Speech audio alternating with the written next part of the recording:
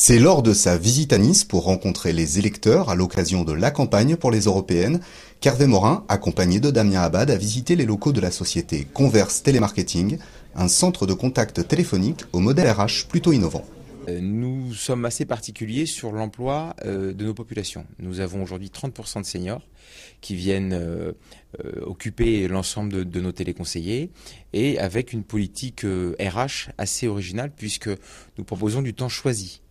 À savoir que les personnes chez nous, 2 fois par an, peuvent choisir le nombre d'heures qu'elles veulent faire et toutes les semaines peuvent choisir le moment où elles vont le faire. On l'aura compris, il s'agit de fidéliser l'employé, de lutter contre le turnover incessant afin d'améliorer l'image de cette profession parfois décriée. Pour cela, une stratégie, la qualité de vie des employés comme valeur ajoutée. Aujourd'hui, on a cette volonté de vouloir rester à Nice. On a créé Converse et par cette motivation de vouloir vivre à Nice.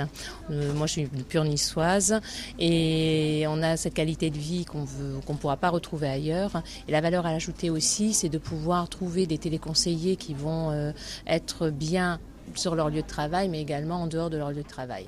Cette politique RH menée par Converse porte ses fruits puisque même en période de crise, la PME arrive à dégager des marges. Pour le ministre, l'éthique de cette entreprise s'inscrit parfaitement dans la vision humaniste de l'économie de marché voulue par le nouveau centre. Il y a beaucoup de femmes et quand vous parlez avec ces femmes, elles vous disent une des raisons pour lesquelles je travaille ici, c'est parce que j'ai le temps choisi.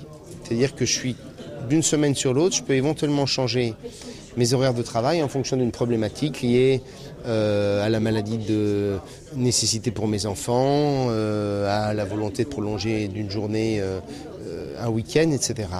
Et où cette entreprise investit beaucoup dans la formation, la qualification, et qui fait d'ailleurs qu'elle a un turnover de personnel très faible dans un secteur d'activité où en général le turnover est très important.